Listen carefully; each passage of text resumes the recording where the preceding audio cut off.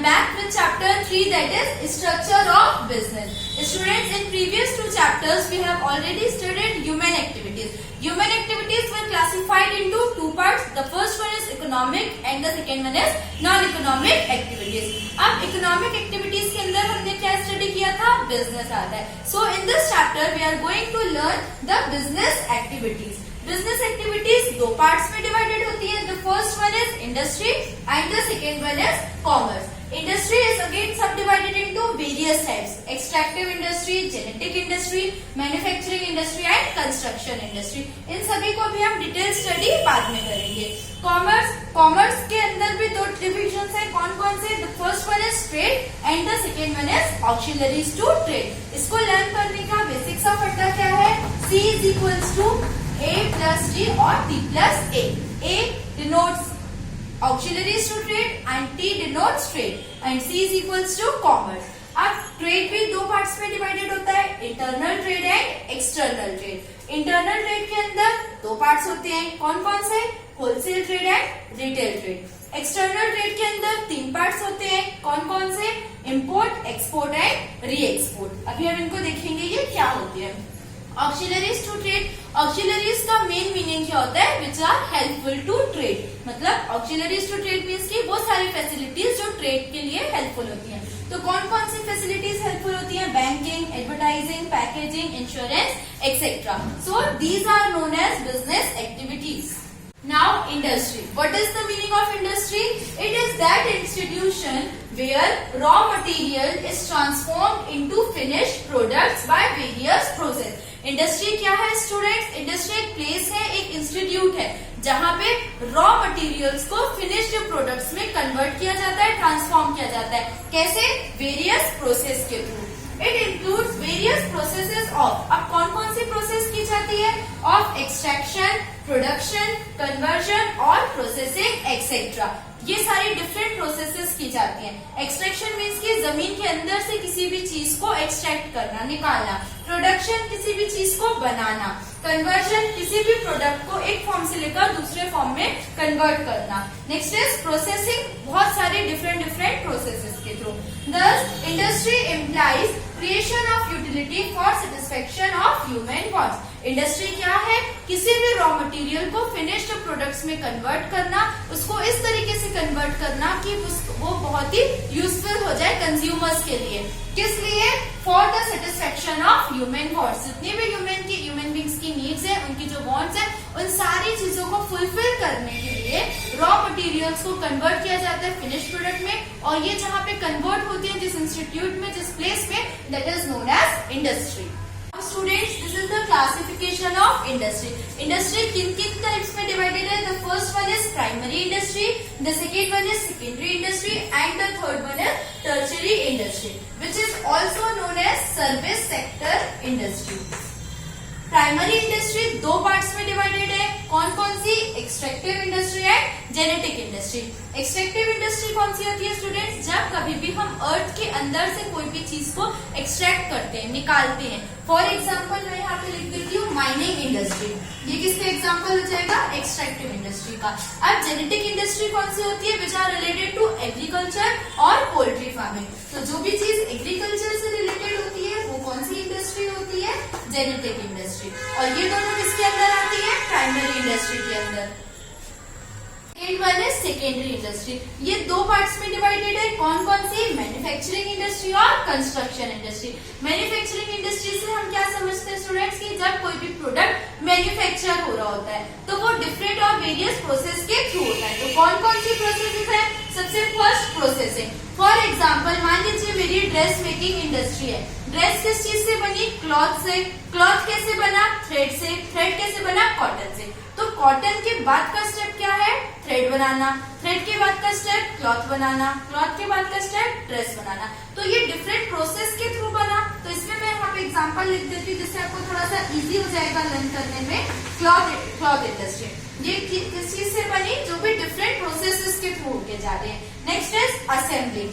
Assembling जब हम कोई भी एक प्रोडक्ट बना रहे हैं और उसके लिए हमें डिफरेंट टाइप्स ऑफ पार्ट्स को असेंबल करना है, इकट्ठा करना है. जैसे हम कंप्यूटर बनाते हैं तो कंप्यूटर के लिए हमें क्या चीज चाहिए होती है? मॉनिटर चाहिए, सीपीयू चाहिए, माउस चाहिए, उसके डिफरेंट पार्ट्स को जब हम असेंबल करते हैं, मतलब एक न्यू प्रोडक्ट बनाने के लिए उसके डिफरेंट पार्ट्स को असेंबल करके बनाना पड़ता है, तो वो कौन सी इंडस्ट्री कहलाती है या क्या चीज कहलाती है? असेंबली। नेक्स्ट क्या है? एनालिटिकल। एनालिटिकल क्या होता है? जब एक रॉ मटेरियल से वेरियस बाय प्रोडक्ट्स बनते हैं। फॉर एग्जांपल, हमने जमीन के अंदर से मिनरल ऑयल निकाला, अब मिनरल ऑयल से पेट्रोल बना, डीजल बना, केरोसिन ऑयल बना, मतलब जिसको रॉ मटेरियल है इन तीनों चीजों का, वो तो सेम प्रोडक्ट है। अब उससे हमने डिफरेंट न्यू प्रोडक्ट्स बनाए हैं, तो वो कौन सी चीज कहलाती है? Analytical industry. नेक्स्ट क्या है? सिंथेटिकल। अब सिंथेटिकल का ऑपोजिट सेम किसका है? एनालिटिकल का। तो सिंथेटिकल में हमें क्या चाहिए? डिफरेंट रॉ मटेरियल्स को मिक्स करके और एक न्यू प्रोडक्ट बनाना। तो इसका हम एग्जांपल ले लेते हैं, क्या है? मेडिसिन। सिंथेटिकल में क्या, एनालिटिकल में हमने क्या देखा? एक रॉ मटेरियल से बहुत सारे प्रोडक्ट्स बनाना, और सिंथेटिकल का क्या है?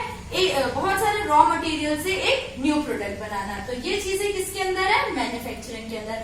अब कंस्ट्रक्शन इंडस्ट्री, कंस्ट्रक्ट करना, किसी भी चीज को बनाना, तो हम क्या कंस्ट्रक्ट करते हैं? डैम्स हो गए, बिल्डिंग्स हो गए, ब्रिजेस हो गए, तो कोई भी चीज जिसका हम कंस्ट्रक्शन करते हैं वो किसमें आती है?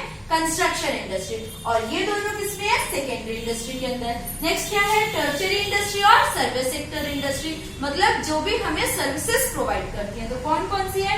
Advertising, communication, insurance etcetera. तो ये सारी किसके अंदर आती है? टर्शियरी सेक्टर के अंदर। सो it is the classification of industry. The second activity of business is commerce. ये क्या है? It is an organized system for the exchange of goods and services between the members of business world and the rest of the society. Commerce क्या है? Commerce एक organized system है, किस चीज का? For the exchange of goods and services. अब किन में एक्सचेंज होंगी?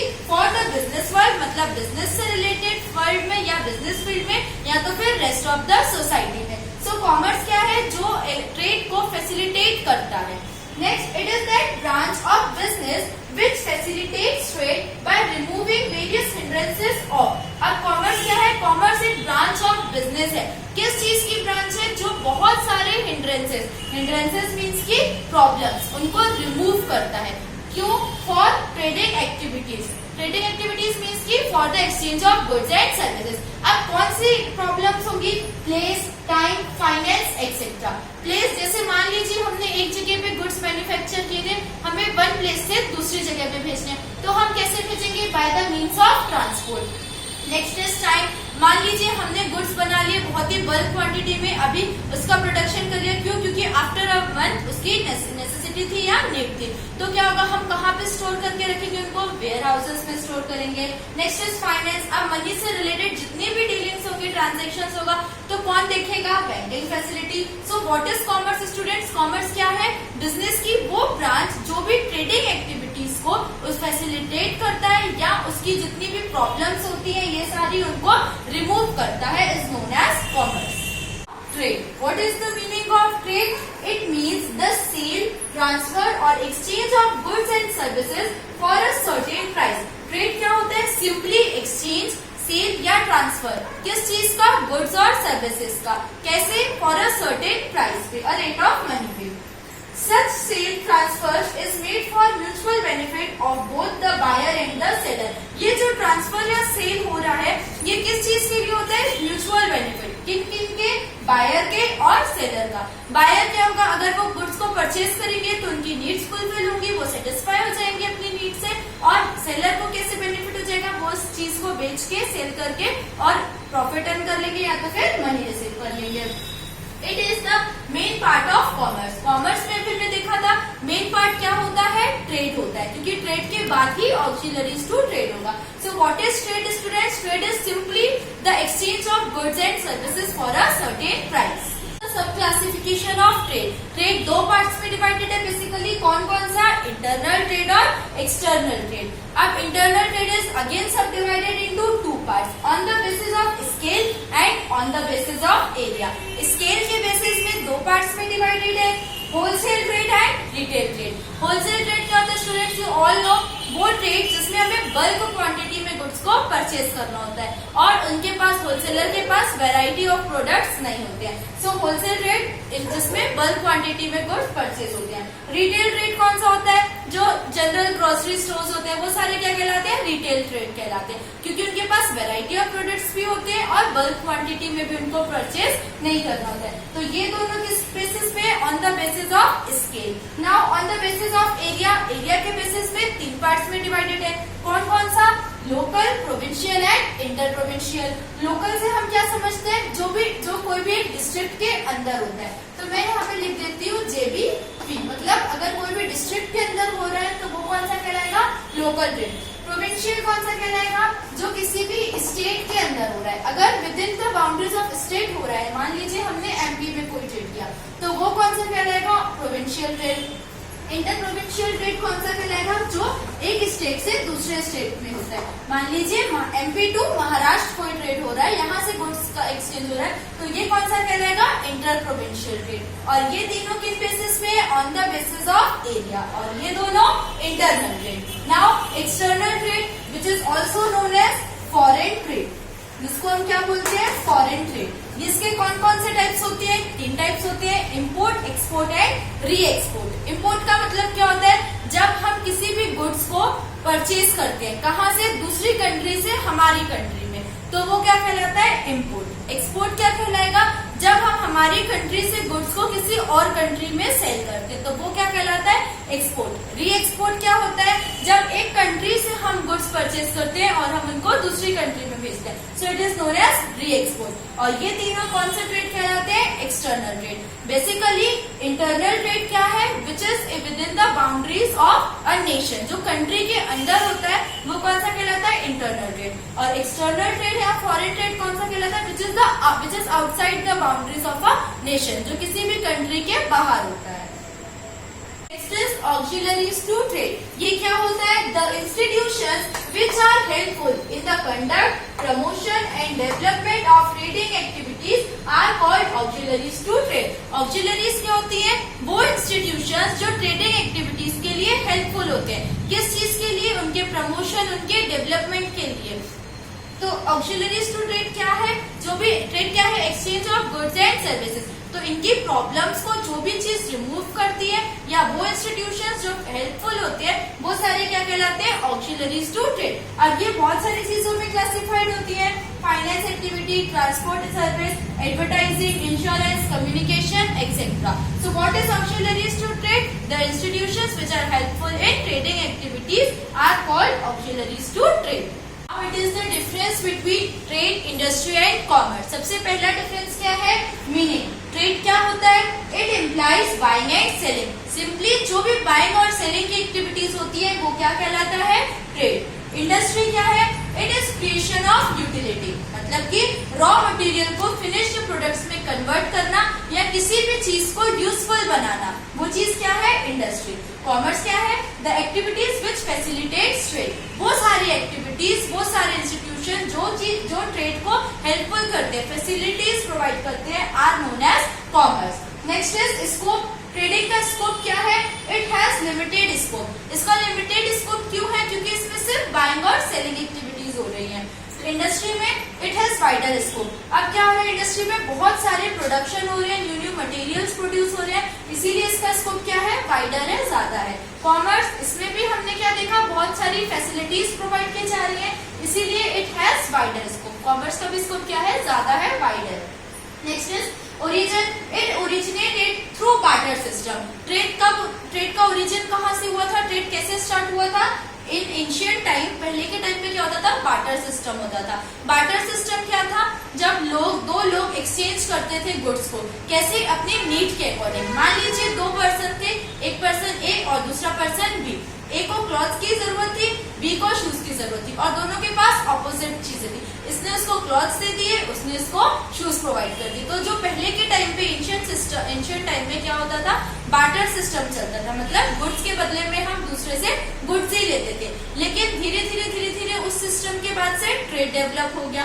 अब के टाइम पे ट्रेड कैसे होने लगा है कि हम किसी भी चीज के बदले में मनी लेते हैं या तो फिर मनी पे करते हैं। सो ट्रेड कहाँ से ओरिजिन हुआ? बार्टर सिस्टम के टाइम से। इंडस्ट्री कहाँ से हुई?